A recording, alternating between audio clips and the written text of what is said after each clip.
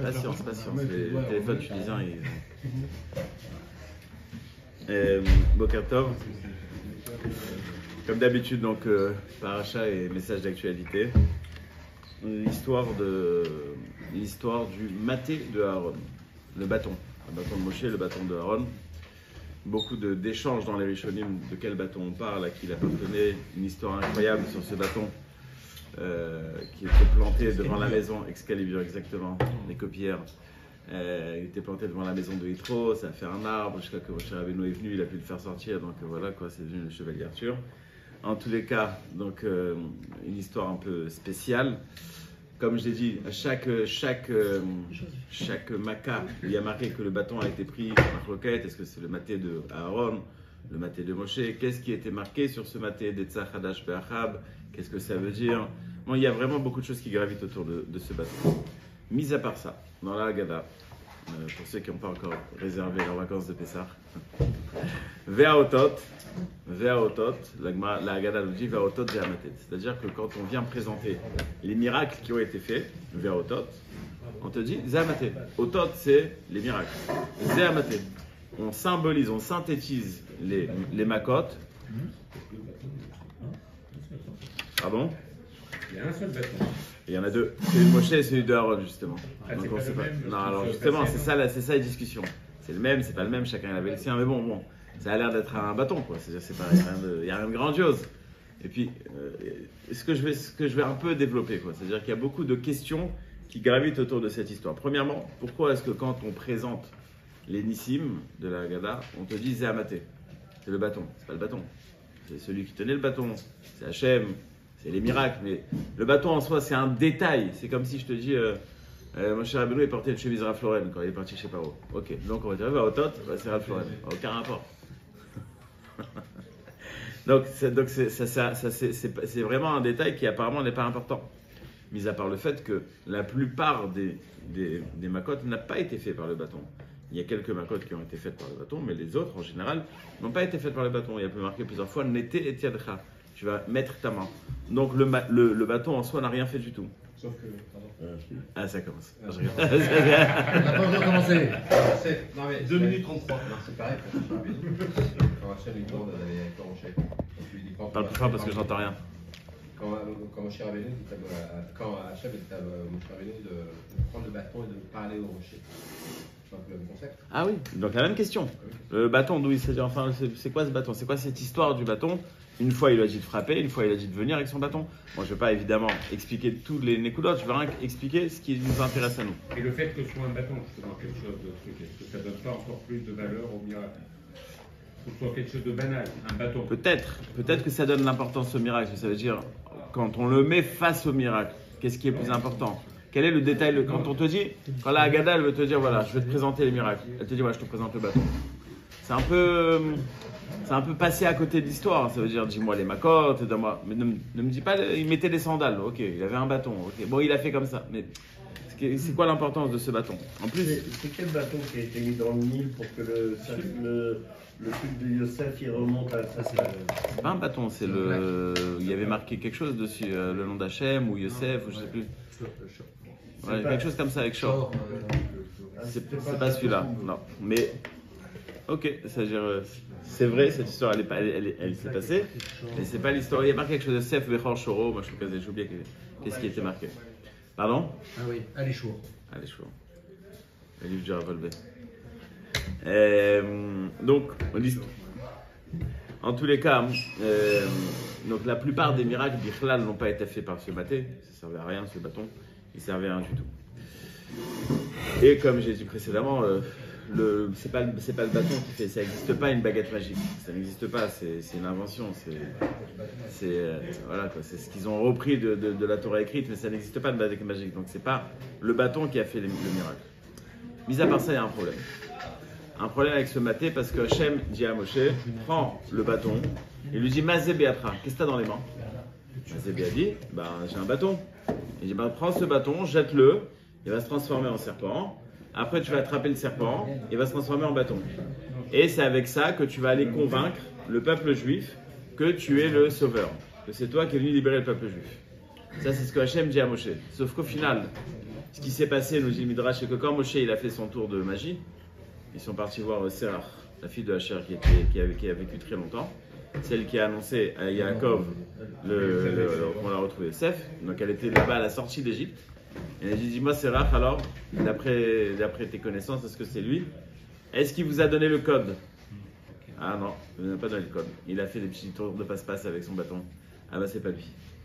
Donc au final, quand il vient avec son bâton, Hachem lui dit, t'en fais pas, tu vas faire un miracle de serpent et de lèpre, etc. Ils vont te croire. Bah non, ils l'ont pas cru. Ils l'ont pas cru parce qu'il n'y avait pas le code. C'est que quand il a donné le code, pas qualifié, que là on l'a cru. Mais avant ça, ça ne servait à rien. Donc ce bâton, non seulement il a servi à rien, il n'a rien créé des problèmes, et c'est vraiment un détail de l'histoire, et ça fait déjà 5 minutes qu'on en parle, c'est-à-dire qu'il y a un problème. Pourquoi est-ce que c'est tellement en avant?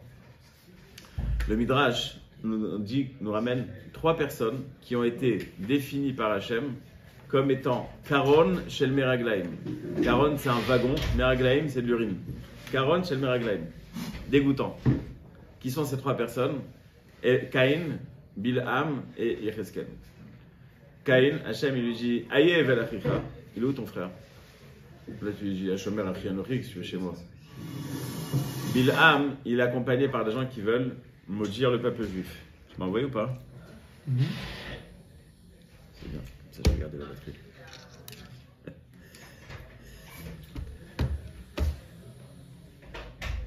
Bilham, donc, il est accompagné par des gens qui veulent maudire le peuple juif. Hachem vient voir Bilham, il dit dis-moi, c'est qui ces gens-là? Il lui dit ouais, c'est des gens qui veulent que je maudisse un peuple qui a été libéré il n'y a pas longtemps. Il dit pas le peuple juif. Il répond. Yecheskel, il y a une histoire avec Yecheskel, il y a eu un miracle, il y avait un roi irakien qui a vu que le soleil ne s'est pas couché, il n'a pas compris ce qui se passait, on lui a dit que c'est Yecheskel qui a arrêté le soleil, donc il est parti voir Yecheskel, donc il leur a fait visiter le Beth Amikdash, et Hachem lui dit, mais c'est qui ces gens-là? Genre, qu'est-ce que tu fais avec eux? On dit, le Midrash, ces trois personnes sont définies comme Karon Shel Meraglaim, un wagon d'urine. Définition un peu bizarre, mais pourquoi est-ce que c'est tellement grave? Parce que quand Hachem il dit à Caïn, il est où ton frère? Je crois qu'il ne sait pas. Qu'est-ce que tu réponds? Quand Hachem il dit à Bilam, qui sont ces gens? Je crois qu'il ne sait pas. Qu'est-ce que tu réponds? Et Reskel, pareil. Qu'est-ce que tu réponds? Donc ils ont été. Voilà. C'est justement pour ça. C'est justement parce qu'ils tentent qu'ils sont définis comme ça. C'est-à-dire qu'ils n'ont pas compris qui est Hachem. Le problème, c'est qu'on a la même remarque à faire à Moshe Rabbeinu. Hachem lui dit, qu'est-ce que tu as entre les mains? Mazé Beatra. Il dit, Maté, j'ai un bâton.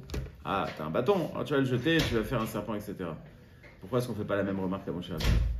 Pourquoi est-ce que seulement à ces 3-là, on leur dit, vous avez mal réagi quand Hachem vous pose une question alors qu'il ne connaît pas parfaitement la réponse? Et Moshe Rabbeinu, ça va, ça passe pas. Il a posé une question, Hachem lui a répondu. Enfin, Hachem lui pose une question, il répond, ça ne dérange pas. C'est pas pareil. Pourquoi? On peut difficilement comparer le bâton de Moshe avec même la situation, avec par exemple. C'est un reproche. Ouais, Les autres cas, c'est un reproche. Non, mais tu me poses une question. Tu réponds, tu poses. Mais il ne sait même pas que Moshe. L'Ofka, il ne sait même pas que son bâton il peut s'en surmonter. Il ne sait pas tout ça, il ne sait pas que son bâton. Il n'a pas appuyé sans faire exprès sur le bouton? Non, mais c'est pas. Ah, mais qu'est-ce qu'ils auraient dû dire? Rien, c'est une remarque. C'est une remarque qu'Hachem leur fait. Mais pourquoi tu me poses une question? Non. Donc qu'est-ce que tu veux dire? L'autre il a fauté, il a tué son frère, il lui dit il est où ton frère? Ça n'a rien à voir. Il sait qu'il a tué, il lui ment. Là, il lui ment pas. Le natif, il donne la réponse, il dit à peu près ce que vous dites tous ensemble. Il dit qu'il y a des fois. Ils auraient dû prendre conscience, en fait, ils auraient dû prendre conscience qu'ils étaient dans une situation un peu. Si Hachem il te pose une question, c'est pas qu'il a une réponse, c'est qu'il te dit hey, réfléchis où tu es arrivé quoi. Seulement Moshe et Yirmiyahu aussi, il y a eu la même chose. Hachem il dit à Yirmiyahu quand il a eu sa névoie, sa première prophétie. Et Yirmiyahu, Hachem il dit qu'est-ce que tu as vu? Il a dit j'ai vu un cire, j'ai vu une marmite, j'ai vu ci. Si Hachem il sait très bien ce qu'il a vu. Pourquoi il pose la question? Non. Dans Moshe et dans Yirmiyahu, nous dit le natif, c'était pas prends conscience du problème. C'est prendre conscience de la solution, pas du problème. C'est-à-dire qu'il met en avant quelque chose qui va aider. Alors que Bilham, que Caïn, que Yecheskel, lui fait une remarque. Donc je te fais une remarque, ne réponds pas. Tu n'as pas besoin de réagir. Dommage que Hachem n'est pas là. En tous les cas, Hachem, quand il dit à ces 3-là, il leur fait une remarque. Et Moshe Rabbeinu, il lui dit, non écoute, ça va être quelque chose qui va t'aider dans ton travail. Ce bâton-là, je veux que tu comprennes que ça va t'aider dans ton travail. Le symbole du bâton, et avec ça on va comprendre plusieurs choses, on va comprendre toutes les questions en vérité. Le symbole du bâton, enfin le bâton c'est un symbole, c'est pas une baguette magique. Le nachash, le serpent, c'est le symbole du Lachon Hara. La Gemara nous dit que le Nachash, à la fin des temps, il va être jugé. Pourquoi est-ce qu'il va être jugé? Tous les animaux, quand ils attaquent, c'est parce qu'ils ont faim, ils mangent. Toi, tu attaques, stam, tu sers à rien. Il va leur dire, ah ouais, ben, et alors? Et ceux qui parlent du Lachon Hara aussi, c'est pareil. Un bon petit Lachon Hara bien sanguinant, c'est un kiff, hein, et ça sert à rien. Ça sert à rien du tout. Donc tu le fais, stam. Tu mords, tu blesses, tu peux même tuer, mais au final, ça a servi à rien du tout. Donc, le symbole du Lachon Hara, c'est le Nachash. Chava, elle a reçu un Lachon Hara, elle a écouté un Lachon Hara du Nachash. Il a dit non, il a commencé à parler sur Hachem, etc. Non, t'en fais pas. Donc, c'est le symbole du Nachash, c'est le Yetzer Hara. Et le problème du peuple juif en Galoute, Az, et peut-être en Galoute aujourd'hui, on va pas tomber dans le panneau de nous aussi dire un Lachon Hara. D'ailleurs, ça me rappelle une petite histoire. Il y avait, quand le Chafetz Chaim vendait son livre sur le Lachon Hara, donc il est arrivé chez quelqu'un, il a dit voilà, j'ai un livre sur le Lachon Hara. Ah, c'est très intéressant, lui dit à personne, mais nous, Baruch Hashem, on n'en a pas besoin. Par contre, mes voisins, eux, ils en ont vraiment besoin. Donc, on ne va pas faire la même erreur, mais il faut comprendre la gravité de la chose. Hachem, il dit à Moshe, le problème, c'est le Lachon Hara. Rappelle-toi, quand tu es sorti la première fois pour protéger et pour voir le peuple juif, qu'est-ce qui s'est passé? Dathan et Aviram t'ont attaqué. Et tu avais peur justement qu'ils viennent dévoiler ce que tu as fait. Il avait peur. Il avait peur non pas du fait qu'ils allaient dévoiler, non pas du fait qu'il allait dévoiler, mais surtout le fait qu'il y ait une capacité de parler, de partager une histoire négative, c'est ça le problème. Donc quand Moshe il dit Achen Noda Davar, l'explication littérale c'est bon, alors on sait que j'ai tué un Égyptien, c'est dangereux pour moi. Mais l'explication plus profonde, Achen Noda Davar, maintenant je comprends pourquoi est-ce qu'il souffre tellement. Parce que s'il y a un problème de Lachon Hara, c'est pour ça qu'il reste en Galoute. J'ai étudié à Yerushalayim, quand la première année je suis venu en Israël, dans une yeshiva à Yerushalayim. Le Rosh là-bas c'était le Rav Hadès, le père. Et c'est un tzaddik comme ça, c'est un tzaddik. J'ai étudié là-bas 1 an et demi. Tous les vendredis soirs, il fait une sikha. Tout Baïd Vagan vient écouter la sikha. C'est plein à craquer. Le sujet, tous les vendredis soirs, c'est 2 choses. L'homme chané quel paracha, on arrivera toujours à la même chose. Shmirat Alashon, Shmirat Hayanayim. Shmirat Alashon, de faire attention à ce qu'on dit. Shmirat Hayanayim, de faire attention à ce qu'on voit. Il répétait sans cesse et sans cesse et sans cesse. Et il ramenait toujours ce qu'il avait demandé à Baba Meir, le fils de Baba Saleh. Comment est-ce qu'on peut avoir de l'Yirat Shamaim? Il a dit c'est simple, il faut garder sa bouche et ses yeux. La fameuse histoire de Baba Meir avec un enfant qui était kidnappé, qui était à Londres. Et il n'a jamais mis les pieds à Londres, Baba Meir. Il a fait la carte de la ville, il a dit voilà, il est là. Il a demandé comment tu sais. Il a dit celui qui protège ses yeux, il voit le monde entier. L'histoire de Baba Meir, hyper connue. Le fait qu'il a protégé ses yeux, bon, ça c'est simplement l'anecdote, c'est pas le but. La nekuda de la Kedusha, elle dépend de sa bouche et de ses yeux. Donc, Moshe veut faire passer un message. Il leur dit, vous comprenez, c'est quoi le problème? Le problème, c'est, en vérité, le fait qu'il y a un problème de la Lachon Hara dans le peuple juif. Quand vous prendrez conscience de ce problème-là, c'est là que la Géoula viendra. Donc, le bâton est le facteur qui va déclencher la Géoula. C'est pas une baguette magique. C'est pas tellement important. C'est ça qui a fait comprendre la transformation du bâton en serpent. Le fait de leur montrer votre problème, c'est le serpent / le Lachon Hara. C'est ça qui va nous faire prendre conscience de notre problème. C'est ça qui est le début de la solution. Et on va parler de plusieurs symboles. Je vais continuer à développer tous les symboles qu'on a. Enfin, pas tous, mais chaque chose qu'on va voir maintenant, ça va être un inyan symbolique. Le Ramban pose une question. Le Ramban, il dit, bon, Tevat Noach, okay, le premier zoo de l'histoire du monde. Combien elle fait la Teva de taille? 300 amot de long, ça fait 150 mètres. 3 étages, il y a un étage où les animaux habitent, un étage pour eux, un étage pour la nourriture. Bon, ok. Combien d'animaux tu peux rentrer? Combien? Très peu. Tu m'as fait rentrer toutes les sortes du monde? Pas possible. Surtout quand ils n'étaient pas sur tous les étages. Pardon? Les animaux, ils n'étaient pas passés sur tous les étages. Combien tu as pu rentrer? Pas beaucoup. Donc tu as fait un miracle. Ok. Alors qu'est-ce que tu me casses les pieds? Noir, 120 ans. Allez, vas-y, monte la Teva. Pendant 120 ans, il est en train de monter la Teva pour faire une Teva qui, au final, n'est pas suffisante et il faut l'agrandir. Bon, ok, fais un miracle depuis le début, c'est tout. Fais-moi une montagne, je sais pas, fais-moi une petite île protégée, comme ça, sous les Caraïbes, aux Caraïbes, ça serait bien. Pépère, et puis ma boule l'autre part. Qu'est-ce que tu casses les pieds à Noir? C'est bon, de toute façon, tu vas utiliser ta carte miracle. Utilise-la maintenant. Répond le Ramban, Hachem n'aime pas faire des miracles en plus. C'est une règle. C'est marqué dans tout le chasse, des histoires à ne plus finir avec Hachem ne veut pas sortir de l'ordinaire. Il y a une histoire avec un Émora qui avait des employés. Les employés terminaient leur travail, ils avaient faim. Ils ont dit au fils du Rav, on a faim. Alors, il dit, bon, mon père il n'est pas là, mais on a faim. Bon, ok, c'est quoi là-bas? Un figuier? Allez, figuier, sors-moi des figues. Hop, il y a des filles qui sont arrivées. Le Rav, il arrive en retard, il dit à ses employés, je suis désolé, je m'occupais d'une mitzvah, je ne pouvais pas venir. On dit, t'en fais pas, on a très bien mangé aujourd'hui. Vous avez mangé quoi? Des figues. D'où vous avez sorti des figues? Ton fils, il a dit aux figuiers de sortir, et les figues sont sorties. Alors le père est parti voir son fils, il a dit, toi qui as été matriarche, toi qui as fatigué Hachem pour rien, t'as qu'à retourner chez Il a retourné chez l'expéditeur, et il est niftar. Une histoire avec un homme qui a perdu sa femme. William, il adore ce genre d'histoire. Un homme qui a perdu sa femme, il n'avait pas comment le nourrir. Hachem a fait un miracle, il a eu une poitrine qui a poussé, il a pu allaiter ses enfants. La Gemara a dit, bon, celui-là, il était matriarche et kono. Rava qui avait frappé quelqu'un, frappé par le Bedjin et qui avait tué une personne par le Bedjin. Il y a un roi qui s'appelait Urmiz qui a dit, mais attends, il se croit chez lui celui-là.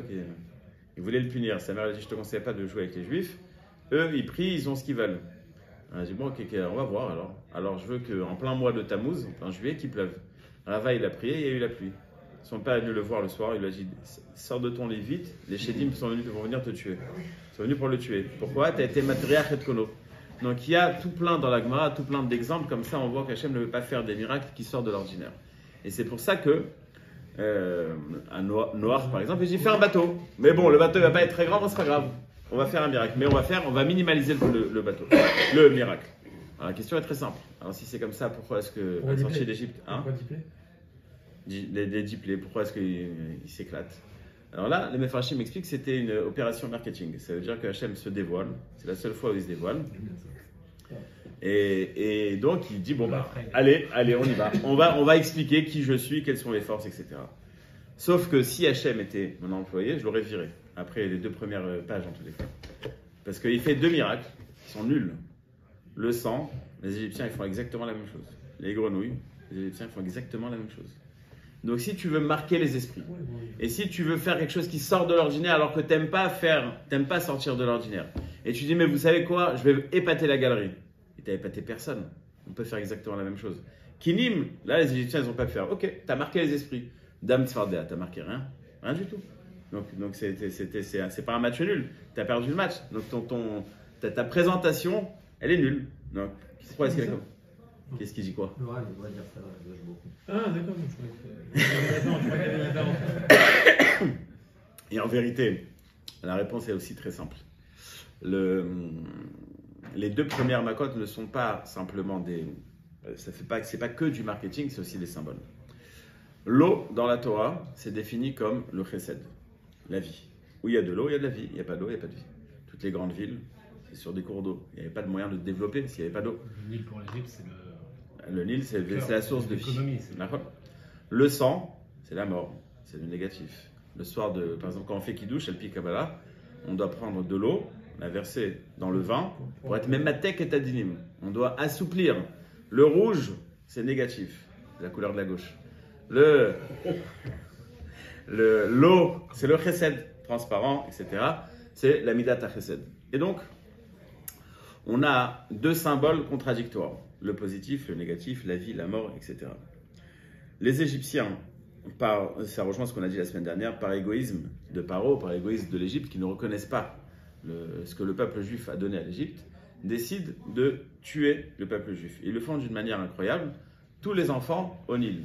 C'est-à-dire que vous prenez un symbole de vie et vous le transformez en un symbole de mort. Celui qui est parti à Budapest, il a vu sur le bord du Danube, là-bas, il y a un endroit où il y a plein de chaussures. Enfin, c'est pas des vraies chaussures, mais de là-bas, les nazis avaient tué des tonnes de juifs. Donc, on prend un signe de vie et on le transforme en mort. Et c'est ce que Hachem leur reproche. Nous, on est dans l'approche du peuple juif, dans l'approche de la création du monde, c'est le chesed, c'est donner. Si Hachem crée un monde, ce on a déjà évoqué plusieurs fois, Michok Atov Le'etiv, c'est-à-dire qu'Hachem veut développer, il donne. Puisqu'il est bon, il donne. Donc, par définition, il faut donner. C'est quelque chose qui se répète dans toute la création du monde, c'est un système où il y a tout le temps quelque chose qui donne. Il n'y a que des échanges dans le monde. Il n'y a rien qui est autonome. C'est tout le temps un échange. Donc, après, à nous de voir et de vivre, de décider comment est-ce qu'on va vivre cet échange. Mais il n'y a que des échanges, c'est-à-dire dans la chaîne alimentaire, dans l'écosystème, c'est qu'un échange. Quelque chose va se détruire qui va aider à la construction d'autre chose. Donc, on est en automatisme. Le code du monde, c'est donné. Et vous, les Égyptiens, ce que vous avez fait, c'est prendre ce but, ce code qui est inscrit dans la génétique du monde, et vous l'avez détruit. Donc Hachem dit, bon, si c'est comme ça, on va prendre votre Nil, qui est votre source de vie, et on va le transformer en sang. Ce n'est pas une punition, c'est que vous comprenez la gravité de ce que vous avez fait. Ce que vous avez fait, c'est transformer la vie en mort. Donc, ce n'est pas simplement faire un miracle pour dire je suis capable de faire un miracle. Ça, les Égyptiens, ils sont d'accord. On peut le faire nous aussi. Mais c'est surtout un symbole de comprendre où est la gravité de ce qu'ils ont fait. La gravité, c'est de transformer la vie en la mort. La gravité, c'est au lieu de donner, ils ont été capables de prendre. Ils ont pris la vie des autres. Ils ont asservi la vie des autres. Ils ont tué les autres. Donc, le symbole de Makat d'âme, c'est un moyen d'enseigner la gravité de ce que les Égyptiens ont fait, de l'enseigner, de le faire comprendre aux Égyptiens. Et c'est la même chose pour Tzfardé. Dans Perek Shira, la chanson du Tzfardéa, c'est... Non, j'ai oublié c'est quoi, mais le Midrash nous dit que il y a, comment ça s'appelle cet oiseau là qui vient manger des poissons là? Le pélican. Pélican, peut-être. C'est le pélican qui vient ramasser les poissons. Non, pas celui qui met dans l'eau, pas au vol. Le héron. Hein? Un pêcheur. Ou l'albatros. Bon, l'homme chalet, en tous les cas, il y a un oiseau comme ça qui vient et qui essaie de t'attraper des poissons. Et raconte le Midrash que les poissons, quand ils voient les pieds de l'oiseau dans l'eau, ils comprennent que voilà, c'est dangereux ici. Donc, ils s'éloignent. Le seul animal qui ne s'éloigne pas, c'est la grenouille. Elle donne sa vie pour que l'autre soit nourri. C'est comme ça dans les gènes de la grenouille. C'est pas qu'elle a une décision. C'est comme ça qu'Hachem a créé le monde. Donc, la grenouille, en vérité, elle est capable de se donner à 100%. Elle donne sa vie pour cet oiseau. C'est ce qu'Hachem a voulu faire comprendre aux Égyptiens. C'est-à-dire qu'on est à l'extrême de ce que vous avez fait. De l'autre côté, vous avez été capable de tout prendre, elle est capable de tout donner. Donc vous allez être puni avec ce symbole. Donc ce n'est pas simplement étaler son pouvoir qui est censé être fait au moment de Tzfardéa et de Dam. C'est de faire comprendre, de faire passer un message. Donc on a un symbole du maté qui va vers le peuple juif, le Lachon Hara, c'est grave. Et on a des autres symboles qui vont vers les Égyptiens. Prendre, c'est mauvais, il faut savoir donner. J'aimerais rajouter quelque chose. Tu n'as pas compris. C'est pas grave. C'est pas grave parce que quand on dit que c'est vers les Égyptiens, est-ce que c'est vers vraiment les Égyptiens ou c'est le message qui reste à travers les générations? Ça ne te dérange pas. Enfin, c'est pas... Nous aussi, on n'a pas compris immédiatement le message, je pense, de la Géoula là-bas. Et aujourd'hui encore, on ne comprend toujours pas. Mais bon, je ne parle pas pour tout le monde. Parce qu'on ne peut pas dire la chose. C'était quand même d'endurcir le cœur de Pharaon. C'était un moyen, c'était pas un but. Un moyen. Et quel type de Géoula? Non, moi j'explique pourquoi est-ce qu'on est encore en galoute et qu'on ne comprend pas comment on va sortir de la galoute. Mais bon, chacun peut le comprendre comme il veut. Top. Je vais donner, et peut-être que ça va rejoindre la remarque de David maintenant. Une dernière. Attends, t'as posé une question, excuse-moi. Pourquoi il n'a pas dévoilé Hachem les raisons de Makot? Ah bah tu as qu'à ouvrir les livres, c'est marqué. Ah ouais. C'est écrit dans les livres. Ah, il a la chansonnette, William, là. William. Oui. Encore un symbole, encore une explication du Admour Mirojorov que j'avais vu il y a quelques années qui m'avait beaucoup marqué. Je pense que c'est un yesod dans la vie et on pourra fermer la boucle avec ce yesod. Un bâton, une canne, c'est une mish-enet en hébreu, c'est-à-dire c'est un appui. Maintenant, on a dans la vie de tous les jours, on s'appuie sur certaines choses.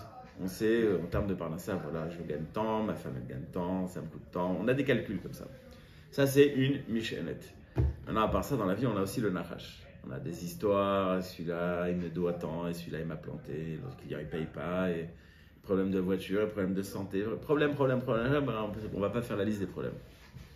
Et donc, on analyse comme ça, instinctivement, il y a des choses positives, il y a des choses négatives. Sauf que c'est le symbole du maté qui se transforme en nachash et du nachash qui se transforme en maté. Quand on a l'impression qu'on peut s'appuyer sur quelque chose, autre que Hachem, ça va se transformer en nachash. Ce que tu penses qui est positif, pas forcément positif. c'est peut-être quelque chose qui est négatif pour toi. Ce que tu penses qui est négatif, c'est peut-être positif. Vous avez déjà raté une fois l'avion? Tout le temps où tu rentrais chez toi, l'avion s'écrase, que je comprenne que c'est. T'espères que tu comprennes le miracle? Bon, alors évidemment, c'est pas ce que je veux dire, mais c'est-à-dire que on croit, il y a des choses bien et des choses pas bien, mais tu sais pas ce qui est bien, ce qui est pas bien pour toi. Et en vérité, tout ce qu'Hachem fait, c'est bien pour toi. Et le bien, est ce que tu vois comme mal. Tout ce que tu fais et tout ce qu'Hachem fait est le bien. Mon cher Rabbeinu, il dit au peuple juif, le symbole du maté et du nachash, c'est justement ça, c'est qu'il y a cette transformation de maté en nachash et de nachash en maté. Je vais expliquer à travers les deux parachiotes. Mon cher Rabbeinu, il va voir Moshe, il dit à Paro, bon, libère-les. Qui tu es, d'où tu viens. Allez hop, vous allez travailler encore plus. Il sort de là-bas, les policiers juifs, ceux qui étaient responsables, les travailleurs juifs, disent à Moshe, mais attends, à cause de toi, c'est plus grave. C'est eux qui ont encaissé les coups, mais à cause de toi, c'est plus grave. Et bien, Moshe, il va voir Hachem, il dit, attends, mais Az Batiel Paro, depuis que je suis venu, c'est la catastrophe. Et s'il lui répond Hachem, Vaïra, ne t'en fais pas. T'en fais pas. C'est en train de souffrir. La réponse est simple et c'est exactement ce qu'on va traduire. Quand Hachem a décidé de nous envoyer en galoute, il a quantifié cette galoute. Elle est calculée. Elle est calculée en temps, en peine, en l'homme chalet. Il y a un calcul qui est fait. C'est-à-dire qu'il n'y a pas une personne qui a souffert 0,01% de plus que ce qu'Hachem avait décidé. Il n'y a pas. C'était calculé exactement comment ça devait être fait. Maintenant, on peut le faire de deux manières. On peut le faire d'une manière petit à petit, mais tous les jours. On peut le faire en une seule fois. Tu vas prendre un gros coup, d'accord? Ou alors, il y a un gars qui t'a planté, à chaque fois, il te fait des sales coups, mais tu perds tous les mois 1000 euros. Ou alors, tu prends une claque à 1 million d'euros. Qu'est-ce que tu préfères? C'est pas la question, c'est Hachem qui décidera. Excuse-moi, mais comment je pose la question à Kadosh depuis que je suis là? Est-ce que c'est pas un manque de C'est marqué dans le Midrash. C'est marqué dans le Midrash. C'est marqué dans le Midrash que Hachem, il lui a dit que Meaz Batiel Paro, le Az était catastrophique. Mais quand il a dit Az Yashir Moshe, il a récupéré le Az catastrophique. Parce que c'est là qu'il a développé ce niveau de Emouna. Bien sûr, c'est marqué. Donc, Hachem, il dit à Moshe, attends, qu'est-ce que tu crois? Tu crois que je ne suis pas au courant? Bien sûr, je suis au courant, seulement au courant. Il y a deux possibilités. Il y a une possibilité, vous restez encore 100 années ou 200 ans encore. Ou alors, vous savez quoi? On va le faire en accéléré. Toutes les souffrances qui sont censées venir, vous devez rester encore en galoute. Au lieu de les avoir sur les 200 ans à venir, vous allez l'avoir en 2 mois. Évidemment, vous allez souffrir pendant 2 mois. Donc, au final, qu'est-ce que vous allez avoir? Qu'est-ce que vous allez voir? C'est une galoute développée. Mais qu'est-ce que vous allez avoir? C'est une libération anticipée. Parce que vous allez souffrir plus rapidement. Donc, ce qui a été le nachash a été en vérité le maté. La souffrance accélérée, c'est ça qui a accéléré aussi la Géoula. Donc, des fois, quand on voit quelque chose de négatif, au final, ça se transforme en quelque chose de positif. Et le symbole du maté, c'était justement ça, de faire comprendre ça. Quand vous comprendrez que Géoula, Galout, problème, solution, c'est aucune différence. Akol Me'et Hashem, le maté c'est le nachash c'est le maté, c'est le facteur de la galoute. Donc, dans le maté, il y a ces deux symboles, et il y a aussi, dans les makot, il y a un symbole. Dans le maté, il y a le symbole du lashon hara. Et si vous réfléchissez, on n'a pas trop le temps, mais si on regarde en plus approfondi, le lashon hara, celui qui parle du lashon hara n'a pas compris le deuxième symbole du maté. Parce que pourquoi est-ce qu'on parle du lashon hara? Lui, il est comme ci, lui, il est comme ça. Il y a plusieurs raisons. Déjà, nous, on se sent bien quand l'autre, il est mal. On se sent mieux. Ou alors, c'est quelqu'un qui t'a fait un sale coup. Et donc, tu es obligé de dire, oui, de toute façon, lui, il est comme ci, lui, il est comme ça. Donc, tu analyses le monde d'une manière où tu as oublié le facteur le plus important du monde, c'est Hachem. Parce que si tu comprends qui est Hachem, ben lui, il t'a pas fait de mal, il t'a rien fait. C'est Hachem qui t'a fait du mal. Lui, il était seulement le maté de Hachem, il était seulement le bâton d'Hachem. Mais en vérité, lui ne t'a rien fait. Donc, celui qui parle du lashon hara, c'est qu'il n'a pas compris la deuxième chose. Toutes les souffrances qu'une personne souffre sur terre, c'est pas X ou Y qui l'a fait souffrir, c'est Hachem qui le fait souffrir. Dans ce même maté, il y a le côté extérieur de l'iceberg, c'est le lashon hara, et la profondeur de la galoute, c'est parce qu'on ne comprend pas que tout vient d'Hachem. Ce symbole-là, quand on l'a compris, va faire que Hachem va envoyer d'autres messages aux Égyptiens pour leur dire « Vous avez transformé le bien en le mal ». Je terminerai qu'avec une petite remarque. Il y a marqué qu'on devait rester longtemps en galoute. Et pourquoi est-ce qu'on a été sorti plus rapidement de la galoute? Et marqué Biskut Nashim Set Kaniot. Certains expliquent comme ça que Les femmes, ils ont dit à Hachem, fais sortir les hommes maintenant, t'en fais pas. La galoute, on va leur faire tout au long de leur vie. Le fait que le maté il est sorti.